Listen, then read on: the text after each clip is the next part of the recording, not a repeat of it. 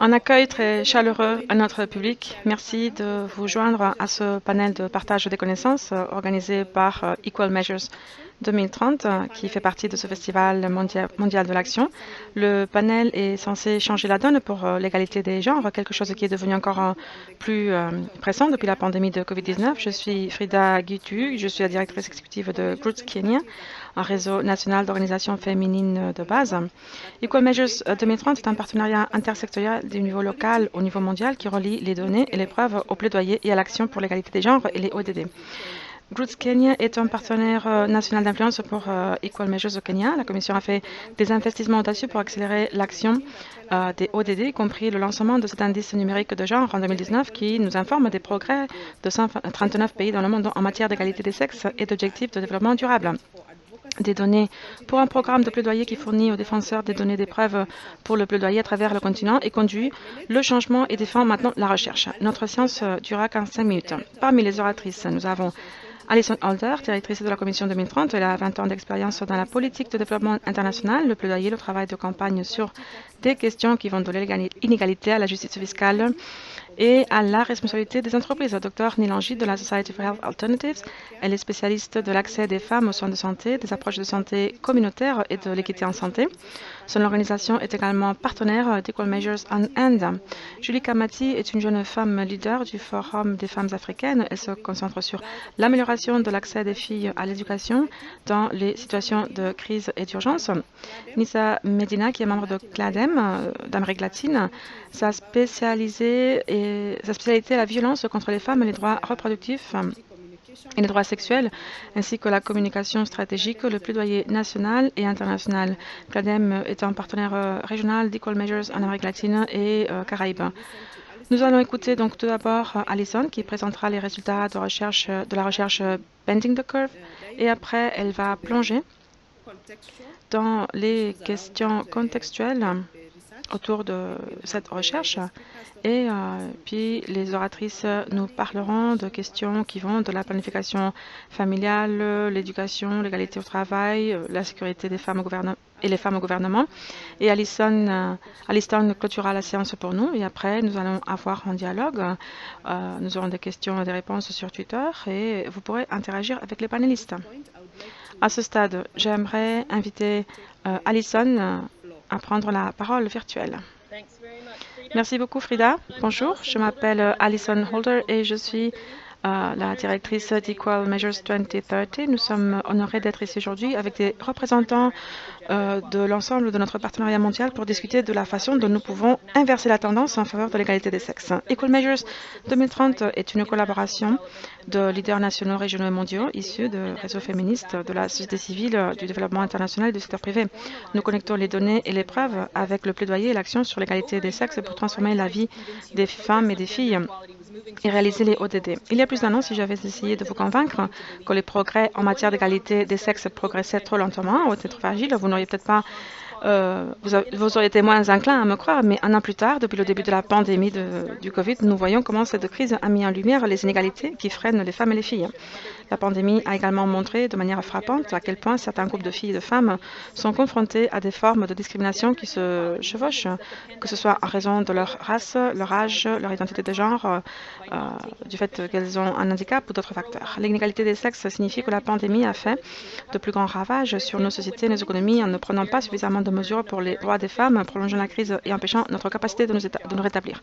Par exemple, lorsque les femmes continuent de supporter l'essentiel du fardeau de soins des familles et des communautés, et lorsqu'elles sont bloquées dans les emplois moins bien rémunérés, elles peuvent être chassées du marché du travail en temps de crise ou lorsque les systèmes de protection sociale ne fonctionnent pas. Les femmes n'ont pas un filet de sécurité, elles peuvent au contraire devoir aller travailler, même dans des lieux de travail surpeuplés, dangereux ou peu sûrs. Lorsque les filles sont moins valorisées, les fermetures d'écoles réduisent encore la possibilité qu'elles aient un jour la chance d'obtenir une éducation. Donc, lorsque les sociétés sont sous tension, la violence contre les femmes augmente. Avant le Covid, notre partenariat mondial sonnait l'alarme sur le rythme des progrès en matière d'égalité des sexes à la lumière de la crise climatique qui est maintenant une urgence à part entière. Simplement, nous ne pouvons pas réaliser une vision énoncée dans les ODD si nous ne garantissons pas que les filles et les femmes ont des droits et des chances égales. Comme le montrent les données de M 2030, à ce jour, aucun pays n'a atteint l'égalité des sexes. Aujourd'hui, nous allons utiliser les données de M 2030 comme toile de fond. Nous examinerons brièvement l'indice de sexe des ODD et nous approfondirons sur 5 questions clés sur l'égalité des sexes pour voir à quelle vitesse les pays progressent. Nous allons maintenant projeter une brève vidéo. L'indice de genre des ODD est l'outil le plus complet disponible pour faire un suivi de l'égalité des sexes dans 129 pays.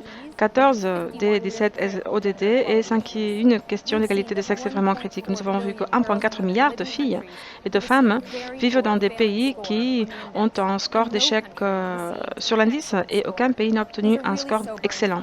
Ce sont des résultats vraiment décevants. En même temps, il y a des messages d'espoir dans les résultats de l'indice.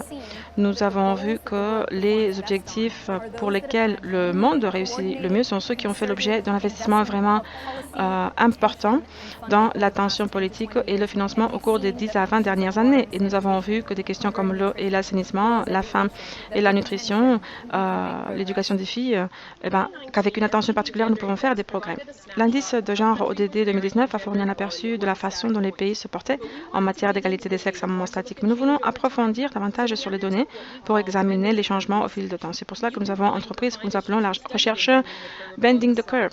Vous pouvez trouver les 5 problèmes que nous avons étudiés avec cette recherche et nos oratrices nous présenteront chacune des 5 questions dans un instant. Nous aurions aimé étudier le rythme du changement sur de nombreux autres problèmes. Nous avons été vraiment limités dans notre choix en raison du manque de données.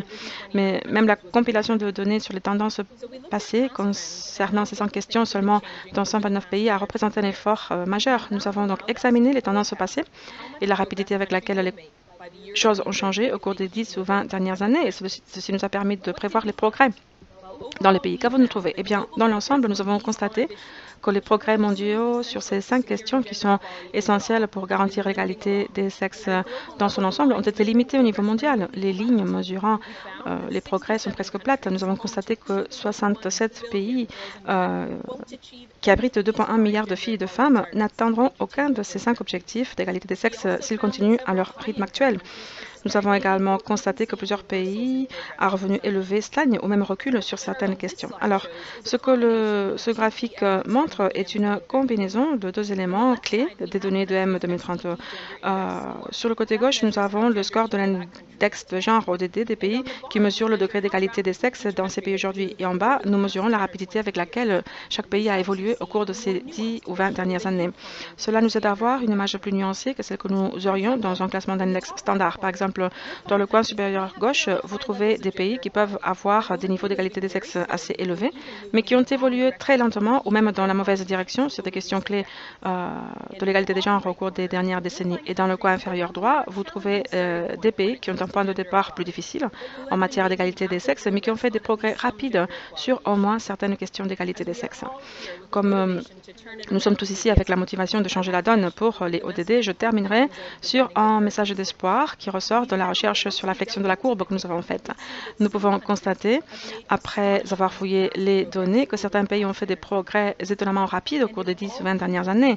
Et si tous les pays suivaient le rythme de ces pays en évolution rapide au cours de la prochaine décennie, près 3/4 des filles et des femmes du monde pourraient vivre dans des pays qui attendraient 4 voire 5 les 5 objectifs en matière d'égalité des sexes d'ici 2030. Notre panel est composé par des militantes expertes en matière de données avec lesquelles l'EM 2030 a le plaisir de travailler.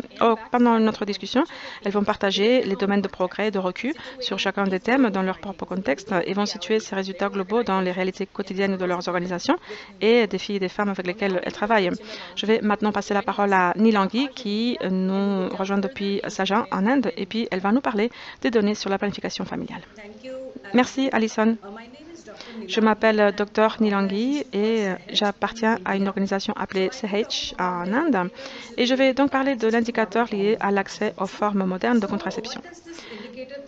Que nous dit cet indicateur? Eh bien, il nous renseigne sur la proportion de femmes mariées ou en couple dans la tranche d'âge de 15 à 49 ans et dont le besoin de planification familiale est satisfait par des méthodes modernes. Il s'agit de l'indicateur officiel de l'ODD 3. Nous avons examiné les données de 2000 à 2018 et que vous nous avez fournies. Tout d'abord, il est important de comprendre que l'autonomie corporelle est au cœur de l'égalité des sexes. Et deuxièmement, le manque d'accès aux méthodes modernes de planification familiale augmente les risques pour la santé des femmes, comme par exemple les avortements. Compte tenu de cela, je pense qu'il est très important de se pencher sur l'accès aux contraceptifs modernes. Quelle est la situation globale à ce sujet? Eh bien, il est inquiétant de voir que les progrès sur cet indicateur ont été très lents. En 2000, 56% des filles et des femmes y avaient accès dans le monde, un chiffre qui est devenu seulement 68% en 2015. Un autre fait inquiétant est que dans 14 pays, la proportion de femmes qui ont accès à la contraception a diminué cette année. Donc, si nous continuons avec le même rythme, nous ne pourrons pas atteindre notre objectif d'ici 2030. Nous devons au moins accélérer ce rythme de 3 fois. Si vous regardez l'image régionale, elle montre qu'il y a un résultat positif.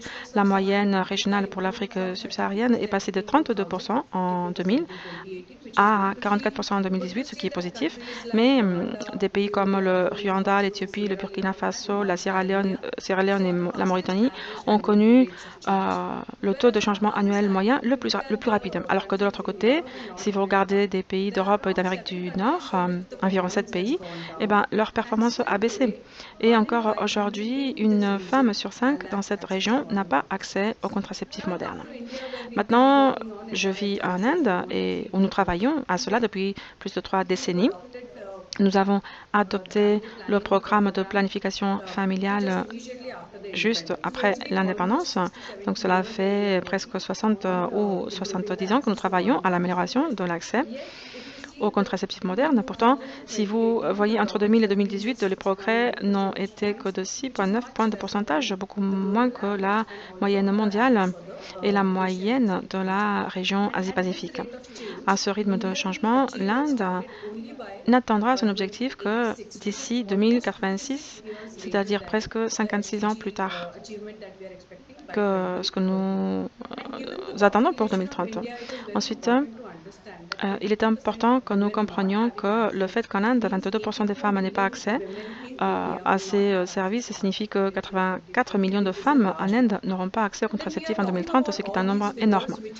Ensuite, nous parlons de tous ces chiffres qui sont des chiffres de la période pré-Covid.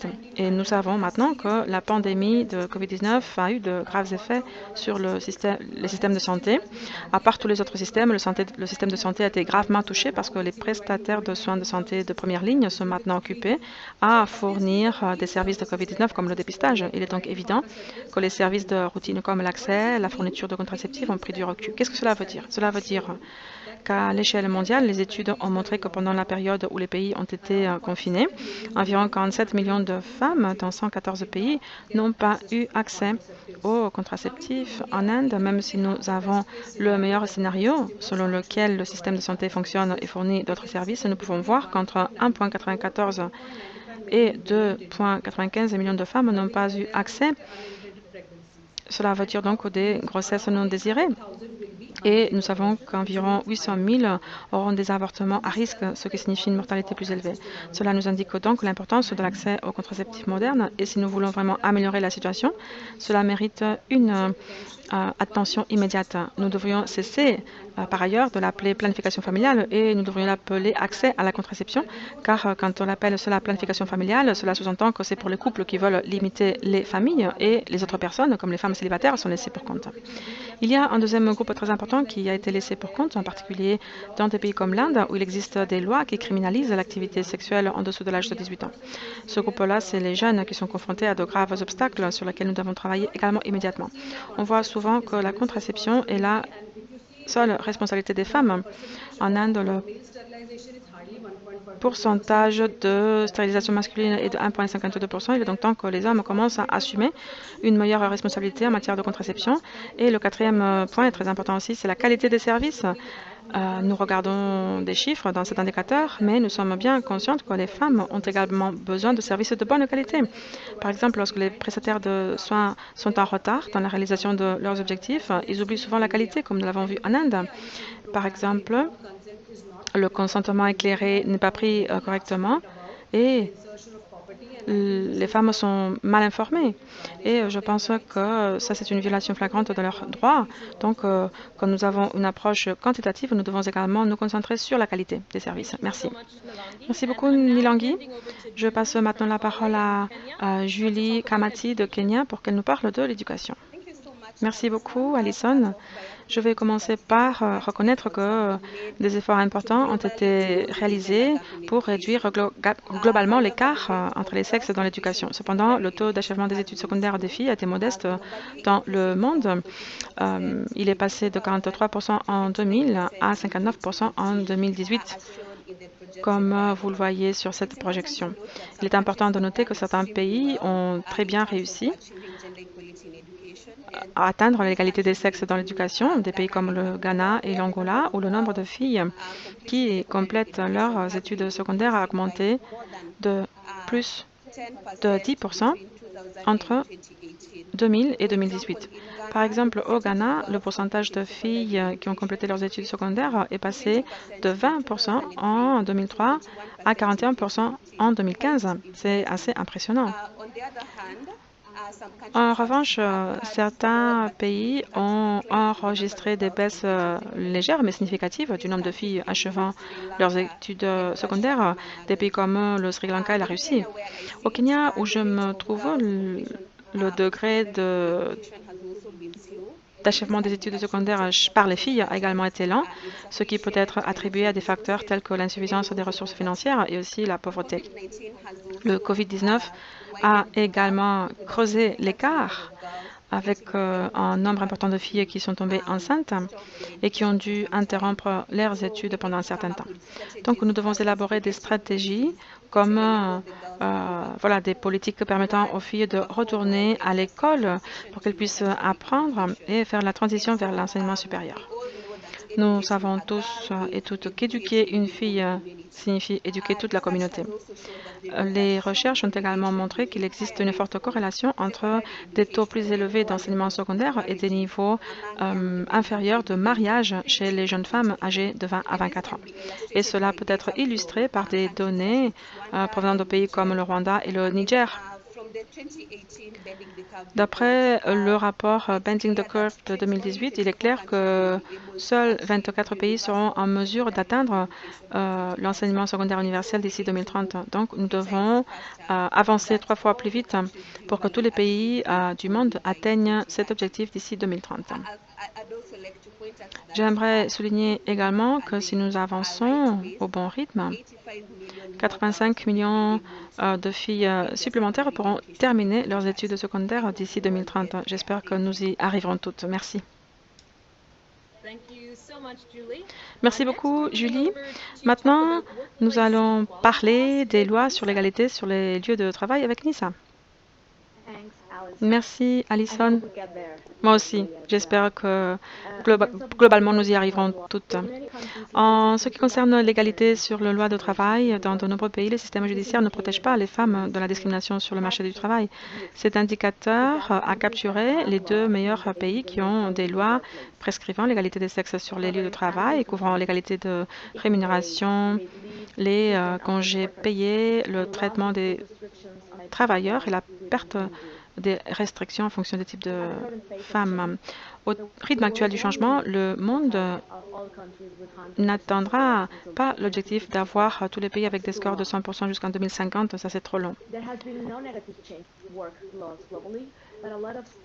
Il y a beaucoup d'études dans toutes les régions qui ont parlé également de la perte d'emploi. En Amérique latine et dans les Caraïbes, on a constaté que la crise engendrée par la pandémie de Covid a eu un impact négatif sur l'emploi et sur les conditions de travail. Dans les Caraïbes, il y a eu un recul de plus d'1 décennie dans les progrès réalisés en termes de participation des de la main-d'œuvre, le taux d'activité des femmes a été de 40% en 2020, tandis que celui des hommes était de 69%. Il est clair que le taux de chômage des femmes a atteint 12% en 2020, mais c'est un pourcentage qui va augmenter à 22% pour le même taux d'activité pour les femmes en 2018. Et puis en 2020, il y a eu également beaucoup de femmes qui, parce qu'elles devaient répondre aux demandes de soins dans leur ménage, dans leur maison, ne pouvaient pas assumer leurs emplois. 87% des femmes en Amérique et 54% dans les Caraïbes de femmes sont employées dans des secteurs qui devraient subir un effet négatif plus important en termes d'emploi et de revenus en raison de la pandémie. Les femmes de la région sont un élément crucial dans la première ligne de réponse à la pandémie. 73% des personnes employées dans le secteur de la santé sont des femmes qui ont dû faire face à une série de conditions de travail extrêmes, comme de longues heures de travail, qui viennent s'ajouter aux plus grands risques avec lequel le personnel du secteur de la santé est exposé au virus. Tout cela dans un contexte régional dans lequel la discrimination salariale persiste, puisque les salaires des femmes qui travaillent dans le domaine de la santé sont inférieurs de 20% par rapport à ceux des hommes du même secteur. Outre l'intégration de la perspective de genre dans toutes les politiques, nous avons besoin de plus d'actions dans le domaine du travail et de la justice économique et sociale productive qui protègent les droits des femmes. Et donc, nous devons éviter les reculs à court, moyen et long terme. C'est à cela que nous devons travailler à l'avenir. C'est ce qui nous permettra d'atteindre les objectifs plutôt que ce que vous pouvez voir dans ce graphique. Espérons que ce sera plus près de 2030. Merci beaucoup, Nisa. Je cède maintenant la parole à Frida pour qu'elle nous parle des perceptions des femmes sur la sécurité. Merci, Alicia. À l'échelle mondiale, il n'y a pas de progrès par rapport à cette perception. La tendance, comme vous pouvez le voir sur ce graphique, a été stable entre 2006 et 2020. La perception de la sécurité a diminué de 43%. Et dans 50% des pays où il y avait cette perception plus faible, n'existait pas de législation sur la violence domestique.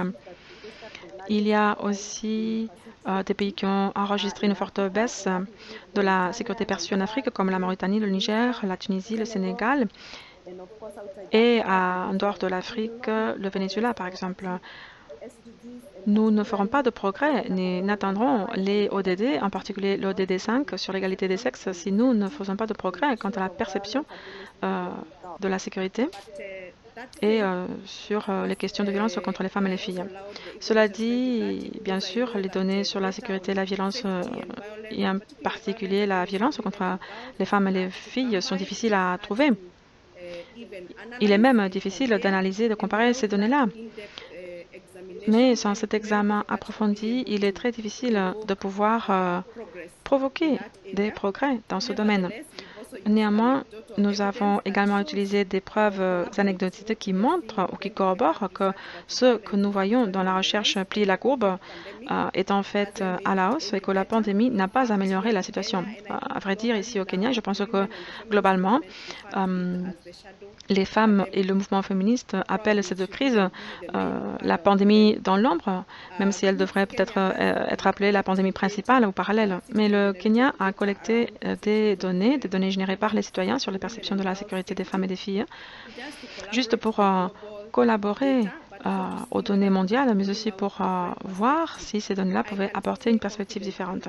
Je peux affirmer avec confiance que cela concorde avec les informations que nous obtenons de cette recherche et cela nous indique également que la perception de la sécurité est plus faible dans les zones urbaines, dans les villes et en particulier dans les colonies et les bidonvilles, mais aussi dans les zones rurales reculées.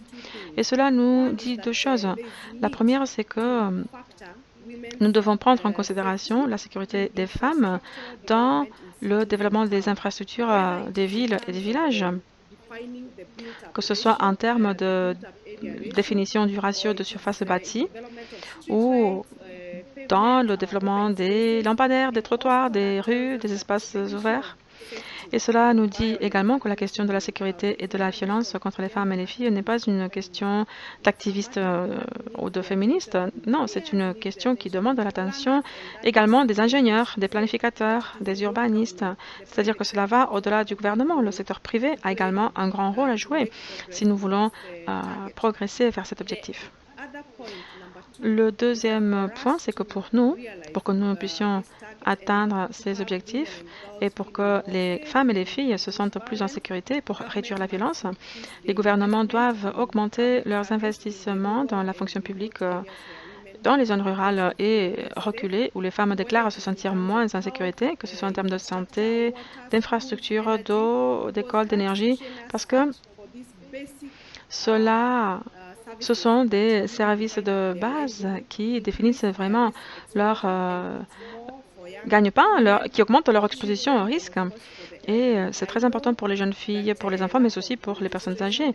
Nous savons que l'absence de législation et de politique est citée comme preuve pour montrer que ces pays-là sont encore plus en danger. Mais la présence, l'existence de ces politiques ne garantit pas non plus l'action. Je dis cela parce qu'au Kenya, nous avons déjà une loi sur la prévention contre la violence domestique et nous avons également une loi sur les infractions sexuelles, mais la question de la sécurité reste un obstacle majeur à l'autonomisation des femmes et à l'égalité des genres. Ici, l'ingrédient essentiel est l'investissement en termes de ressources financières, de ressources humaines, mais aussi de temps. Ceci a été prouvé dans une certaine mesure parce que le président Kenyatta s'est exprimé, je pense que c'était en 2017, autour de la question de mettre fin aux pratiques néfastes au Kenya. Et vous pouvez voir depuis ce temps où il a offert ce leadership fort et a mobilisé beaucoup de volonté politique qu'il y a eu beaucoup d'investissements accrus financièrement, mais aussi en termes de ressources humaines dans des mécanismes de sécurité pour mettre fin aux mutilations génitales féminines. Bien sûr, cependant, les questions de la sécurité vont au-delà. Et le gouvernement ne devrait pas choisir ce qu'il souhaite aborder. Il doit s'occuper de tout. L'autre chose que nous devons examiner est la façon dont les femmes perçoivent leur propre corps et leur propre vie.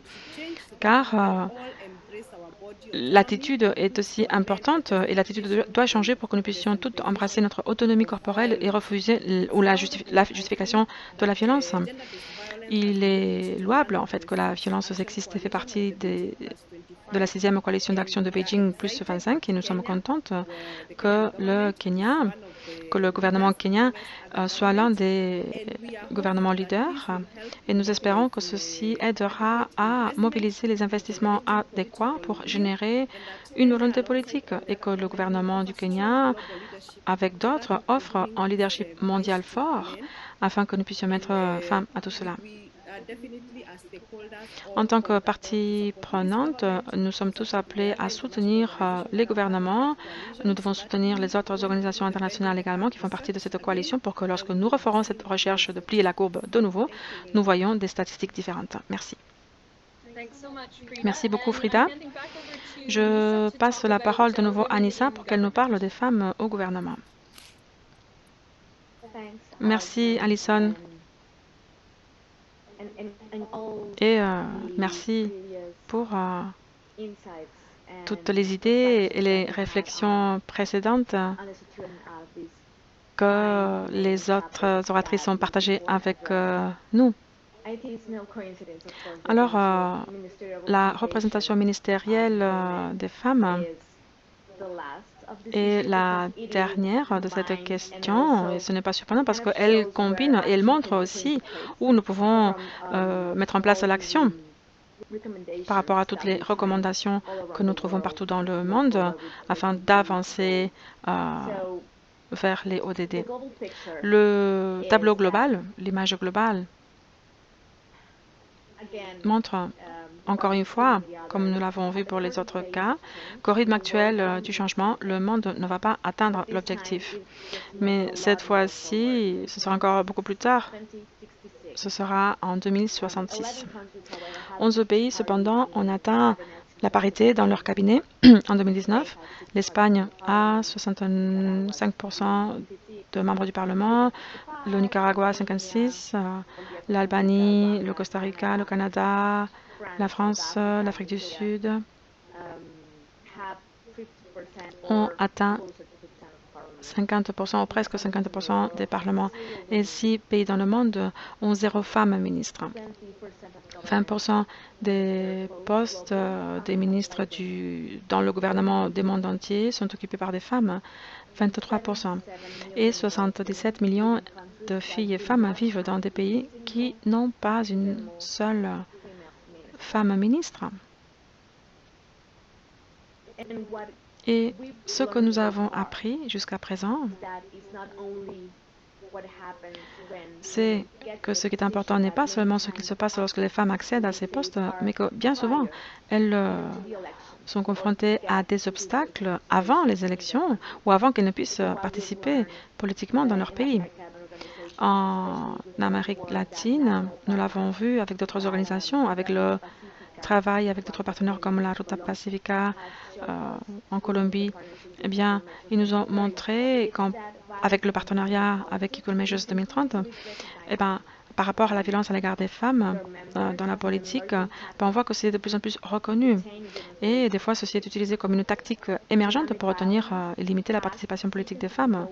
La violence économique et le contrôle de l'accès des femmes, eh bien, c'est à cause de cela que l'accès pour elles est systématiquement restreint. Et donc, c'est très difficile, très frustrant que les femmes puissent participer dans la vie politique de leur pays. Et donc, elles doivent souvent abandonner ou elles ont des opportunités réduites de pouvoir faire un travail efficace, ce qui affecte leur future carrière politique. Les tactiques qui ont été utilisées pour arrêter la participation politique des femmes vont de la violence économique, mais aussi la violence physique. Les femmes en Amérique latine et dans le monde entier sont confrontées à des menaces.